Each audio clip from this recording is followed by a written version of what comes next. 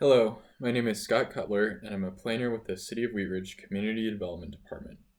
I'm presenting case number WZ-19-07, which is a request for approval of a zone change from Residential 1 to a planned residential development with an outline development plan. I'd like to enter into the public record the contents of the case file, the zoning ordinance, the comprehensive plan, and this digital presentation. The property is within the City of Wheat Ridge. All appropriate notification and posting requirements have been met, and therefore City Council has jurisdiction to hear this case. This is a 2018 aerial view of the property. The property is outlined in red. It's approximately 1.28 acres. It's currently vacant, and it's just a block east from the Kipling corridor. The surrounding area is a mix of uses: duplexes to the east and north, single family to the south, commercial to the west, and a park to the southwest. This is a topographic view of the property showing the existing conditions. It is fairly steeply sloping from the northeast to the southwest, and as shown before, the property gets narrower closer to Johnson Street. The close lines you see at the south of the property is the drainage way. The property is significantly lower than the Iris Court development to the east, which is held up by a retaining wall. The topography and shape result in some design constraints, which I will describe in more detail later. This is a zoning map of the area. The site is zoned R1, Residential 1, as are properties to the south. Properties to the north are zoned R2. The duplex development to the east is zoned R2A. Commercial zoning is along the Kipling corridor, with some mixed-use zoning further north and west on Kipling Street and 38th Avenue. Before I get into the specifics of the applicant's proposal, I want to quickly go over the purpose of a planned development. The next 3 slides are directly from the municipal code and describe in detail what a planned development is and why a property owner would pursue one. The intent of the planned development district is to permit the establishment of well-designed, innovative developments which may not be feasible under a standard zone district, but which may be permitted through the use of an approved development plan by assuring greater control and specificity of intended development character, use, operations, and maintenance, while at the same time allowing flexibility and diversity. This slide is from Chapter 26-301C of the City Code, which explains why a planned development is needed. Properties over 1 acre must be rezoned to planned developments as they are not eligible for other residential zone districts. An applicant may not subdivide a property to reduce it under the 1 acre threshold and then change the zoning, so the planned development is the only option in this case. Planned developments are also needed to accomplish transitional land uses and buffering from surrounding areas, to promote flexibility in design and location of buildings, and to accommodate unique designs and properties, including slope, shape, and location. The outline development plan establishes the PRD zoning requirements. In this case, the applicant is proposing to develop the site with 10 dwelling units, with 3 duplexes and 4 single-family homes. The request tonight is for a rezone from R1 to planned residential development. The outline development plan accompanies the zone change request by establishing the zoning and development standards and is the first step in the plan development process. The code allows for processing ODPs and SDPs specific development plans either concurrently or sequentially, and the applicant has chosen the sequential 2-step option. I'll go through the ODP document and then talk about the criteria for review and staff findings. The ODP is 2 sheets in this case, which are found in the staff report. The first page has dedicated signature blocks, legal descriptions, and a description of the development. The second sheet, shown here, contains the development standards and the proposed site layout, which I'll show in more detail in a minute.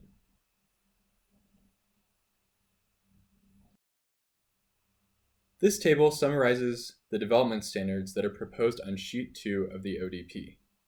For permitted uses, the applicant has proposed duplexes and single-family primary uses. No accessory buildings or RV parking will be allowed, which is not the case in standard zone districts. For architecture, the city does not have design standards for duplexes or single-family homes in standard zone districts. However, the applicant has proposed self-imposed standards which include an aggregated 30% masonry requirement on front elevations varying elevations so all units are not identical, and alley-loaded garages.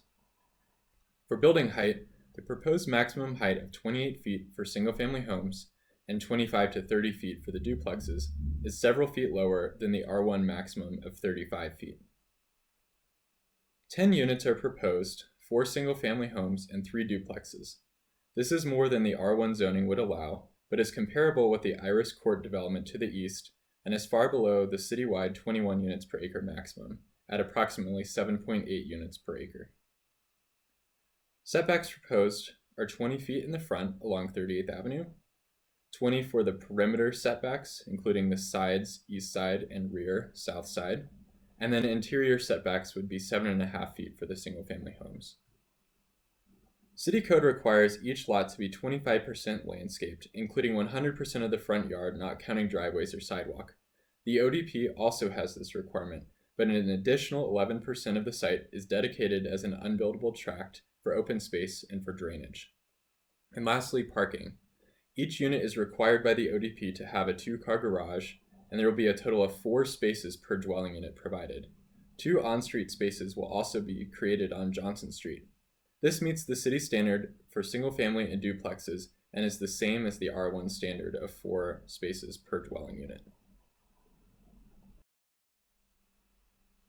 This is the conceptual site plan from page 2 of the ODP with annotations. The ODP requires a conceptual site plan and gives a sense of the proposed layout and how that land use will transition and relate it to existing conditions. The duplexes will be located along 38th Avenue with front yards. An alley bisects the site and accesses the single-family garages on the south side. There is additional parking on the west side, but as stated earlier, each unit will have a 2-car garage and most will have parking for 2 vehicles in the driveway. The open space and drainage tract is located along the southern property line near the additional parking. On-street parking will be provided on Johnson Street with curb, gutter, and sidewalk added to improve this frontage, as required by city code. The site was subject to a different zone change application by a different owner 2 years ago, which had 6 more units and all were duplexes. This site plan is more consistent with the surrounding zoning and has evolved based on feedback from the neighborhood and during the neighborhood meeting. This is a view of the open space tract, which does not include the guest parking spaces, shown here in green. It takes up approximately 11% of the total site. The primary reason for this tract is to allow the drainage way to flow unobstructed without being an individual property owner's responsibility to maintain. The proposed underground detention pond would also be located in this area on the west side. The tract would act as a landscape buffer between the site and the neighborhood to the south, as nothing could be built in this area. This is a view of the open space tract, plus unbuildable areas that are within the required setbacks for the various buildings. The light green you see here will act as unbuildable open space for each property. Please note that the open space will actually be even larger since most buildings, especially the single-family homes, won't be able to take up all of the white space shown in each lot. Each lot is required to be at least 25% landscaped, which will limit the overall building footprint. For example, the yard for the house in the southeast corner will actually be much larger. Only the open space within the required setbacks or the open space tract is shown here. These are schematics of how the proposed buildings would sit on the site. As mentioned earlier, the houses would not take up the entire white space on the diagram shown in the previous slide. As you can see, each duplex will have a landscaped front yard in the building, between the building and the 38th Avenue sidewalk. The single-family homes will have backyards of varying sizes in addition to the landscaped area to the south. This diagram shows the uses proposed by the ODP in relation to the surrounding uses. You can see that it is adjacent to multiple duplex lots already to the east and north. The single-family portion of the site borders the single-family to the south, although they will be on smaller lots. Discovery Park is located to the southwest. The Kipling corridor is commercial in nature, with Apple Ridge Cafe, gas stations, Starbucks, Sprouts, and so on. Just off this map to the west are 2 redevelopment sites. 4 duplexes will be located next to the dentist office on 38th Avenue, and next to the Starbucks will be a new multi-tenant commercial building. These projects have both been recently approved. The site is also within walking distance from the school, just off the screen to the north. We use several criteria to evaluate zone change requests, which includes consistency with a comprehensive plan. Full analysis of the criteria for consideration of the zone change are provided in the staff report, and I'll go into more detail on those later. This image is an excerpt from the comprehensive plan, which provides guidance in terms of land use. The property is shown and is located in the yellow neighborhood area. You can see that it is within a block of the Kipling corridor that is a primary commercial corridor with mixed-use commercial and a community commercial center. The neighborhood designation encourages improvement of underutilized properties.